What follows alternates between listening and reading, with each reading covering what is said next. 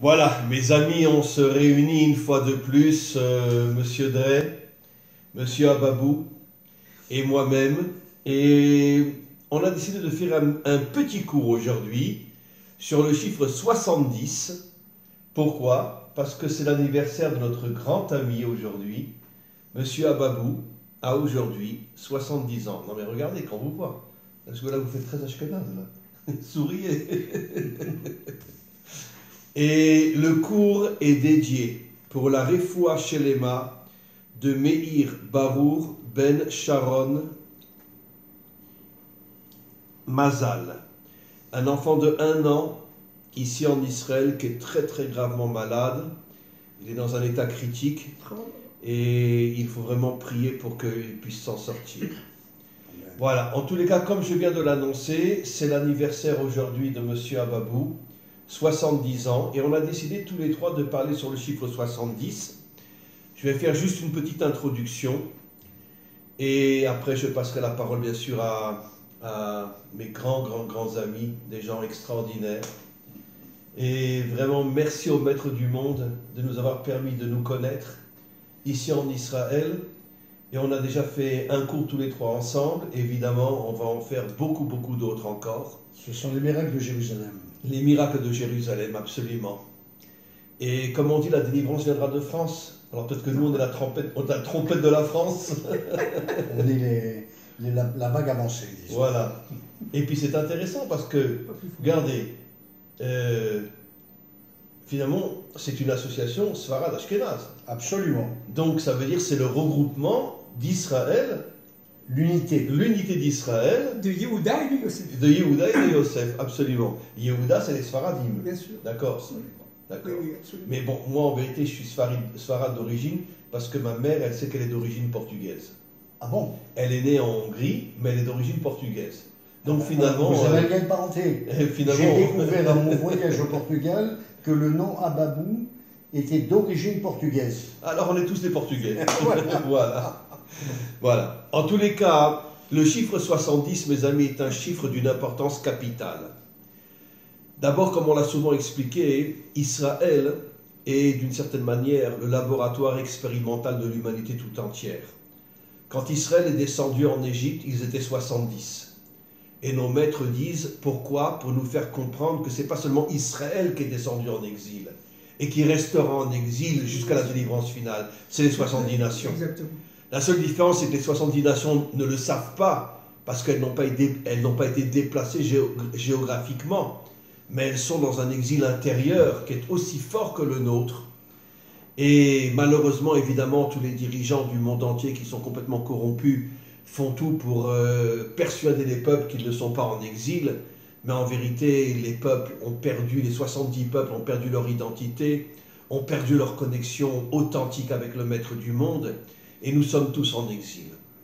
Je voudrais juste rajouter aussi que le mot Sod, les secrets de la Torah, le mot Sod a aussi pour valeur numérique 70. Et là, je voudrais dire quelque chose, avant de vous céder la parole, quelque chose de très important. Il aura fallu qu'on attende des millénaires pour qu'on se rende compte, excusez-moi de le dire, mais grâce à Internet, qu'il y a un réveil parmi les nations, soit pas parmi les dirigeants. Eux, ils iront tous en enfer, et comme ça, il n'y aura plus de place pour nous. Voilà. Mais je parle des peuples. Il y a un réveil parmi les peuples d'une authenticité, d'une véracité, quelque chose d'absolument incroyable. Incroyable. Je n'ai même pas de mots pour le définir. Cette pureté, cette force, cette vérité qui est en train de se dévoiler chez les nations. Et comme par hasard, le mot sod, secret, a la même valeur numérique que le mot 70, qui correspond aux 70 nations. C'est comme si le Maître du monde était en train de nous faire comprendre que pendant des millénaires, le secret n'était pas uniquement à l'intérieur d'Israël et dans la Torah d'Israël, il était aussi au milieu des nations. Mais ce secret était complètement voilé parce que les nations étaient manipulées par des dictateurs qui les retournaient contre Israël. Mais aujourd'hui, les nations prennent conscience de tous les mensonges qu'on leur a transmis pendant des millénaires, et le secret des nations est en train de se dévoiler aussi. Et je terminerai juste par une phrase que j'ai déjà citée des milliers de fois. Rabbi Shimon Bar Yochai dans le Zohar dit clairement que l'armée du Mashiach ne sera pas uniquement une armée de juifs, mais la grande majorité de cette armée serait une armée de non-juifs, puisqu'ils sont beaucoup plus nombreux que nous. Et des millions d'hommes et de femmes parmi les nations se joindront au Mashiach avec Israël pour lutter contre tout le mal qu'il y a dans le monde.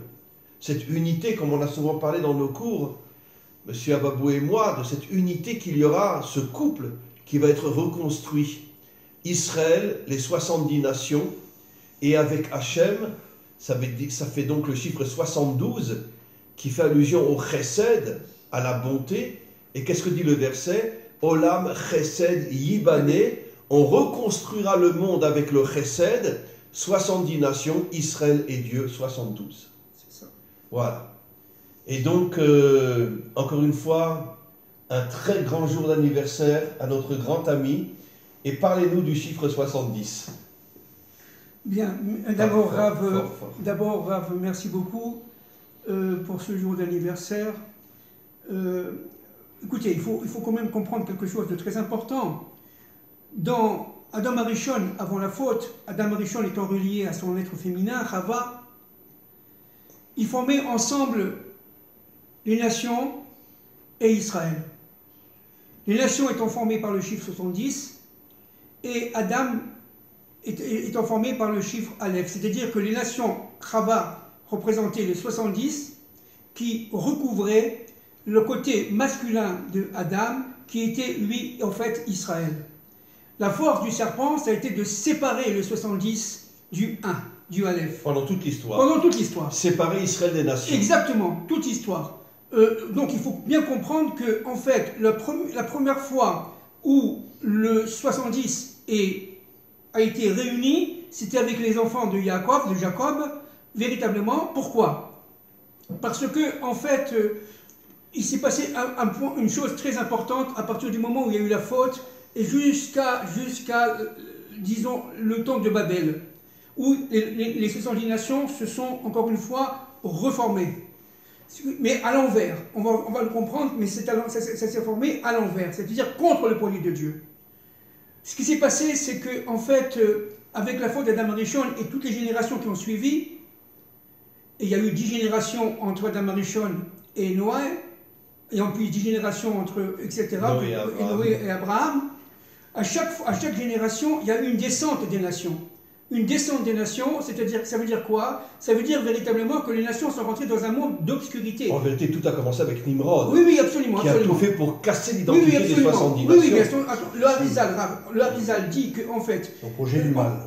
Oui, le Harizal dit en fait que ces âmes qui sont tombées, se sont retrouvées, c'est pas moi qui le dis, c'est le Harizal dans son livre Etz HaChaim, je ne me rappelle plus la page d'ailleurs, mais ça se trouve, eh bien elles sont tombées dans tout simplement les âmes qui sont rentrées en Égypte.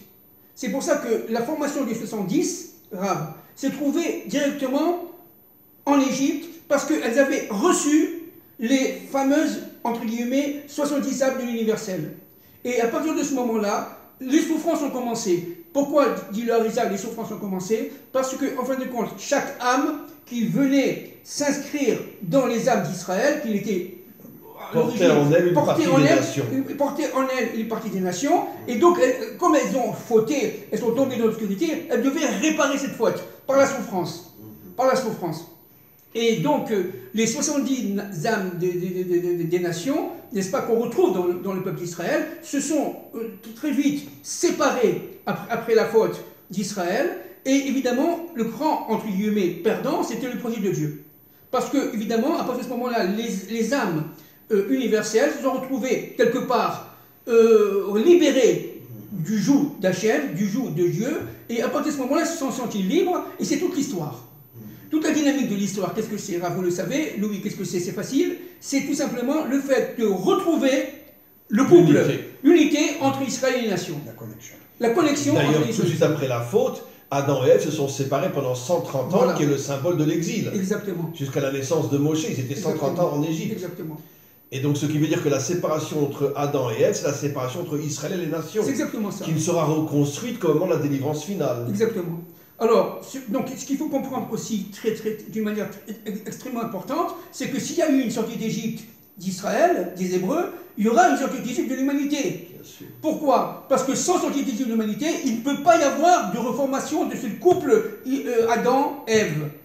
Ève étant formée, je le répète, par cette extériorité que sont les nations, mais Ève qui est extérieure à Adam va rentrer dans son intériorité. C'est-à-dire, elle forme hors Makif, comme on l'a dit l'autre fois, mais l'importance, et ça le serpent le sait, c'est qu'elle va rentrer dans l'intériorité pour pouvoir guider son homme, pour pouvoir guider Israël. Et c'est exactement ça le Mashiach. Le Mashiach, qu'est-ce que c'est? En fait, c'est le couple Israël-nation qui se reforme, avec en extériorité les nations, en intériorité Israël, pour former tout simplement 70 plus 1, ça fait 71, plus Hachem, ça fait le code 72, c'est-à-dire Chesed.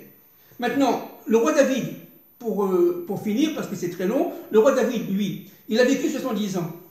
Il a vécu 70 ans, et vous savez très bien, Rav, Louis aussi le sait très bien, qu'en fait, il aurait pu vivre d'abord quelques semaines, après 40 ans, et c'est Adam Arishon qui lui a donné les 30 ans qui manquaient. 40 plus 30, ça fait 70. Maintenant, pourquoi Adam Arishon lui a donné ces 30 ans? Parce que le roi David avait absolument le sentiment qu'il lui manquait ce temps-là pour pouvoir finir sa mission royale. Et le Mashiach, qui, évidemment, à partir de ce code, parce que la Hanaj c'est un code avant tout, ce sont des chiffres, à partir de ce code-là, va prendre le relais du roi David et va continuer la mission du roi David. C'est pour ça qu'on dit le Mashiach ben David. David, c'était un roi de 40 ans, ça veut dire 40 ans du désert, qu'il devait traverser, plus 30 ans. Il a régné 40 ans. Il a commencé à régner à l'âge de 30 ans. Exactement. Il a gagné 40, exactement. Il a commencé à régner à l'âge de 30 ans. Donc 70, et le Mashiach ben David va continuer ce code 70 pour amener l'humanité à son propre, si vous voulez, 70. Ça veut dire à sa propre libération. Et maintenant, Nimrod, sachant cela, évidemment, a tout fait pour faire capoter le monde. Ce qui se passe aujourd'hui. C'est exactement ce qui se passe aujourd'hui. C'est le temps de Nimrod, d'où le but, c'est de faire capoter cette réunion entre le 70 et le 1, et le Aleph. Je voudrais juste rajouter, avant de passer la parole évidemment, notre grand ami, M. Drey, que la femme a été construite, bon, c'est des codes, à partir du Tsela, de la côte de Adam.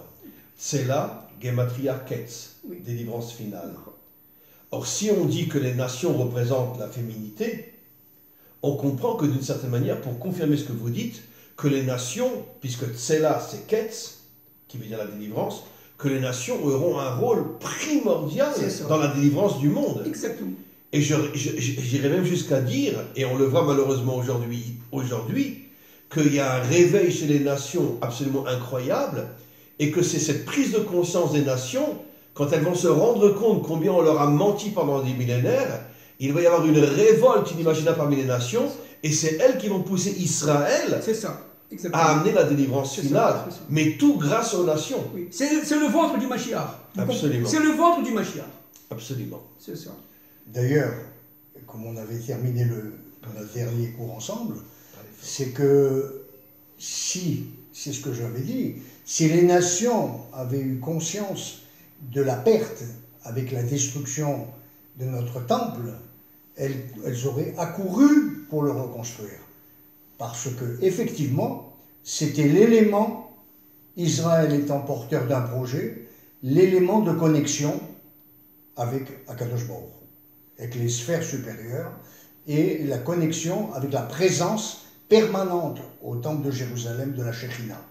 Donc, en fin de compte, on a cheminé pendant 2000 ans en exil, mais en exil, c'est les nations qui étaient en exil également, en exil de Shekhina. Et par rapport à ce que disait mon ami, Moshe, Fabien, en fin de compte, aujourd'hui, on peut, avec le recul de l'histoire, comprendre qu'il y a une passerelle, une connexion entre cette période de l'histoire d'un projet nimrodien qui n'a pas abouti, bien qu'il est en train de recommencer aujourd'hui, et qui est en train de reprendre sous d'autres formes la même direction, qui est d'ailleurs très avancée. Pour les gens, on parlait des combattants, moi je suis resté avec le terme éveillé. Pour les gens qui l'ont compris, on est aujourd'hui à la croisée des chemins. Nous sommes, pour une expression encore beaucoup plus crue, le dos au mur. Nous ne pouvons pas nous permettre de patienter longtemps. Les mécanismes qui ont échappé au peuple et qui ont été mis en place conduisent à une vitesse aujourd'hui très accélérée à l'esclavagisme des nations, avec une chose qui est très importante, pratiquement une impossibilité de faire machine arrière si le projet aboutit à son terme. Le projet aboutissant à son terme, c'est quoi? Le projet aboutissant à son terme, c'est rendre orphelin l'humanité de la transcendance. Exactement. C'est-à-dire le projet nimrodien, chasser Dieu de l'histoire. Alors, on avait parlé dernièrement des sphères qui dirigeaient en sous-main ce qu'on appelle l'état profond, qui est l'inspirateur même de l'état profond. Parce que l'état profond, c'est le bras, il y a les inspirateurs. Et les inspirateurs ont comme objectif final une guerre sans merci, dont parlaient les Esséniens, à la fin des temps du combat des fils de la lumière contre les fils des ténèbres. Alors, le problème, c'est qu'il fallait identifier à quoi se référaient ces propos. Et ces propos, c'est que nous avons des sphères qui veulent détruire le plan divin pour installer un soi-disant Dieu, un Dieu de l'ombre, qui s'appelle Lucifer, mais qui en fin de compte permet aux hommes de diriger leur propre histoire. Bien sûr. C'est ça. Et donc, c'est impossible à réaliser. L'humanité retournerait à son plan initial, Tohu Vebo. Maintenant, comme c'est une réunion ce soir un peu particulière, c'est l'anniversaire de mon ami Moshe, qui fait 70, et qu'on a fait référence à ce chiffre 70, on va passer par mes propos d'un macrocosme à un microcosme. En quoi? En quoi c'est que nous nous fréquentons avec toujours le même plaisir pour analyser les choses, d'essayer de trouver des réponses. Et il y a quelques années, il m'avait dit « Mais comment tu vois ta vie en Israël ?» Je vais lui dire « Tu sais, c'est très, très délicat ce que tu me demandes parce que la vie de chaque homme est un tikkun. » Une réparation. Une réparation. Et en fait, c'est pas très facile parce que pour qu'un homme en ait conscience, quand je dis un homme, un individu, une femme également, il faut qu'il ait une grande connexion avec Hachem.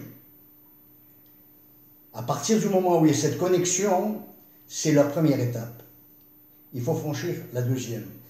Avoir le sentiment qu'on est venu à titre individuel pour une mission. Cette mission, c'est la réparation. Mais quelle est la réparation? C'est ça le problème.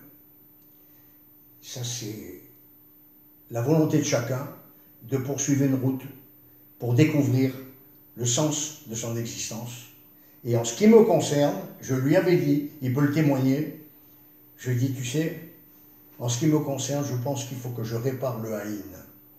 Il y a 20 ans. Il m'a dit, mais comment? J'ai dit, j'ai pris conscience que quand je suis arrivé à Ben Gurion et qu'on m'a remis ma Théoudat de nouvel immigrant, Théoudat Olé, il y a eu une erreur qui a été faite. Au départ, je n'avais pas la réflexion pour aboutir à cette conclusion. Mais aujourd'hui, j'en suis persuadé. On a supprimé le haïn de mon nom. Je veux retrouver le haïn. Il m'a dit, mais, c'est-à-dire, tu veux retrouver le 70. Tu veux retrouver le 70. J'ai dit oui. Je pense que c'est une partie de mon tikkun et c'est complètement lié à mon chemin en Eretz Israël. Aujourd'hui, je l'ai fait. Mon nom a été rétabli tel qu'il était. Le haïn. Le haïn, pourquoi? parce qu'en préfiguration du haïn de l'histoire. Et aujourd'hui, dans ce haïn, on sait très bien que quand on parle de haïn, on parle aussi de la vue. Et Israël est dans l'obscurité. Je parle bien sûr au niveau spirituel, et je parle du klal. Je parle pas. Il y a des élites également spirituelles en Israël, mais je parle du klal, ceux dont la majorité des gens pensent qu'on est évidemment dans toutes les époques. Un pays comme les autres. Un pays comme les autres. Alors, mais le Rav Dinovich vient de faire une aparté qui est très très juste, dans la mesure où c'est une confrontation de deux projets qui étaient là dans le sionisme politique, faire d'Israël les nations, ou aller dans le sens de notre histoire, c'est-à-dire accomplir la volonté de Dieu de ce plan d'histoire, c'est-à-dire d'être une lumière pour les nations. Est-ce que je peux intervenir, Louis? Oui. Écoutez, effectivement, il y a eu deux plans, deux révolutions. Un premier plan qui est lié directement à l'industrialisation du monde, la modernité, le capitalisme tel qu'on l'a connu depuis, si vous voulez, les 200 dernières années. Ce capitalisme-là représente l'extériorité. L'extériorité, il est particulièrement le fait des nations. Particulièrement le fait des nations, même si évidemment les Juifs ont participé, chacun dans son pays, mais c'est le fait des nations. C'est-à-dire qu'en fin de compte, Chava, Ève, la femme d'Adam, devait passer absolument par toute une série de maturations de l'histoire et de civilisation, de manière qu'au niveau de son extériorité, elle passe par le socialisme, le capitalisme, etc., l'industrialisme, de manière à se recoller à Israël, qui lui aussi est passé par le socialisme, le communisme, bon, je dis ça en vrac, et l'ultracapitalisme, en arrivant à aujourd'hui. Pourquoi tout cela? Parce que dans la pédagogie de l'histoire, il y avait, en fin de compte, excusez-moi de le dire, deux messies. Un messie Ben Esav, extériorité, venant de Ésaü, l'extériorité des nations, et un messie Ben David, qui était l'intériorité des nations. Il fallait réunir Jacob à Esav. La matérialité à la spiritualité. La matérialité à la spiritualité. Le monde d'en bas au monde d'en haut. Le monde d'en haut, le monde d'en bas. Et c'est ça qu'on est en train c'est ça l'enjeu, si vous voulez, de toute l'histoire. Réunir l'intériorité avec son extériorité. Ça veut dire reconstituer... La reconstruction du couple. Du couple et du vave de l'histoire. Du vave de l'histoire. Et dans la succession, justement, de ces phases de l'histoire dont tu as parlé, et de toutes ces révolutions qui ont eu lieu, la plus proche de nous dans le monde contemporain, c'est le dernier empire de l'histoire, l'empire américain, qui, en fin de compte, n'a été qu'un empire d'inspiration matérialiste, et qui, en fin de compte, on a un mot hébreu, c'est un jeu de mots, l'Amérique, en hébreu, Amrek, et il y a tout au niveau. Alors quand je dis Amrek, ça c'est bien entendu sur quel plan on se place. Sur le plan de la matérialité, on est arrivé à une satisfaction et une saturation même des besoins de l'individu aux dépens de ce dont il a besoin de se nourrir son âme comme son esprit avec une certaine spiritualité. On a écarté Dieu du projet. Et ça s'est fait doucement, mais là on est arrivé au stade ultime où véritablement on veut changer les genres des enfants, on veut changer les sexes des personnes, c'est-à-dire quelque chose d'abominable. Abominable, c'était au début de la Bible, la punition quand on veut comprendre la Genèse. Qu'est-ce qui s'était passé à l'époque de Sodome et Gomorrhe? Alors, espérons, c'est notre grand espoir, que l'humanité va se ressaisir pour ne pas aboutir au même travers et qui pourrait être une tragédie sans précédent. Je voudrais rajouter et conclure, on conclura tous les trois ensemble, chacun dira son mot de la fin, que aussi le chiffre 70 fait allusion à la Malchoute. Exact. Parce que la Malchoute est la 7e sphira par rapport aux 7 jours de la création. Et comme on le sait, la Malchoute contient les 10 sphirotes. Et 7 fois 10, ça fait 70. Mais ça nous fait aussi comprendre que la Malchoute ne se reconstruira qu'avec l'union entre les nations et Israël, les 70 nations. Et qu'est-ce que c'est la Malchoute finalement? Comme il est dit au moment de la délivrance finale, en ce jour Dieu sera roi sur toute la terre. Ce qui veut dire que le projet de dévoiler Dieu comme roi de ce monde n'est pas uniquement un projet qui concerne Israël, mais est un projet qui concerne l'humanité tout entière. Et dans l'humanité tout entière, il y aura ce réveil au moment de la délivrance, et surtout quand le Mashiach va se dévoiler, il va y avoir une prise de conscience que des millions d'hommes et de femmes partout dans le monde vont vouloir agir pour dévoiler la Malchoute, la royauté d'Hachem dans ce monde. Et donc c'est ça, encore une fois, le chiffre 70. Et je voudrais juste conclure avant de vous passer la parole. Pourquoi justement, comme je l'ai dit tout à l'heure, maintenant je vais rajouter le mot sod, les secrets de la Torah, le mot sod à valeur numérique 70, parce que justement, où se trouvent véritablement les secrets de la Torah? Dans le dévoilement de la Malchoute. Exactement. C'est seulement lorsque on arrivera à dévoiler Hachem comme roi de ce monde qu'à ce moment-là, on atteindra ce qu'on appelle la Torah de la délivrance, qui sont les vrais secrets de la Torah. Pour l'instant, personne n'a les vrais secrets de la Torah. Même si on étudie le Zohar, on étudie le Hari HaKadosh, etc., les gens, on pourrait dire, se bercent d'illusions, croyant qu'ils sont de grands maîtres des secrets de la Torah. Mais en vérité, les secrets, les vrais secrets de la Torah sont cachés dans le dévoilement de la Malchoute. Exactement. Et tant que nous n'agissons pas pour dévoiler Hachem comme roi, nous vivons dans une illusion totale de croire que nous connaissons les secrets de la Torah. Nous ne connaissons rien. Les secrets de la Torah se dévoileront avec le Mashiach, qui reconstruira la Malchoute d'Hachem, et là, il dévoilera les vrais secrets de la Torah à l'humanité tout entière. Exactement. Voilà. Bien, moi je voudrais, à titre de conclusion rapide, extrêmement synthétique, parler des 4 coupes de vin, et notamment de la 5e coupe à Pessah. Vous savez que la gematria de Yahin, c'est 70. Et le vin est lié directement à la Bina, c'est-à-dire véritablement à la 8e darga, 8e niveau, au-dessus de ce monde. C'est-à-dire qu'en fin de compte, pourquoi nous appelons... C'est pour ça que le vin nous donne l'impression de nous envoler un petit peu aussi. Voilà. Alors, ce qui est très important, c'est qu'on parle souvent de la 5e coupe des lions à la vie. Après les 4 coupes à Pessah, le soir du Seder, n'est-ce pas? On parle de la 5e coupe. Pourquoi la 5e coupe? Maintenant, on comprend. La 5e coupe, ça veut dire c'est le chiffre, la lettre E, pardon, de Gematria de valeur numérique 5. À partir de ce moment-là, on dit, en fait, voilà, la Malchoute qui est féminine va utiliser le E, parce que Yudke va faire E, et cela, le E, il est où? Dans la Bina. Il est dans la Bina. Donc ça, c'est très très important. C'est-à-dire qu'en fin de compte, la Malchoute, qui, comme a dit le Rav, liée directement au chiffre 70, va relier, en fin de compte, ses propres forces à celles de la Bina. La Bina va entourer la Chokhma, ça veut dire la sagesse, n'est-ce pas? Et cela va pénétrer dans le Keter, dans la couronne.